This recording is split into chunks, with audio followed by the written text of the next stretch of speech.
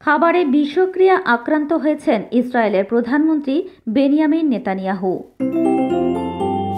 ৭৫ বছর বয়সী নেতানিয়াহু রাতে অসুস্থ হয়ে পড়েন এবং পরে তার অন্ত্রের প্রদাহ ও পানি শূন্যতা ধরা পড়ে।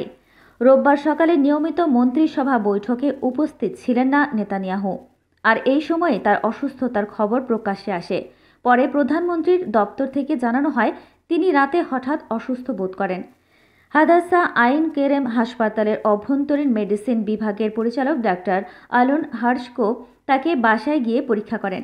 চিকিৎসকেরা জানান, নষ্ট খাবার খাওয়ার ফলে নেতানিয়াহুর অন্ত্রে প্রদাহ সৃষ্টি হয়েছে। এতে তিনি পানির শূন্যতায় ভুগছেন এবং তাকে স্যালাইন দিয়ে চিকিৎসা দেওয়া হচ্ছে। তবে তার শারীরিক অবস্থা স্থিতিশীল বলে জানানো হয়েছে।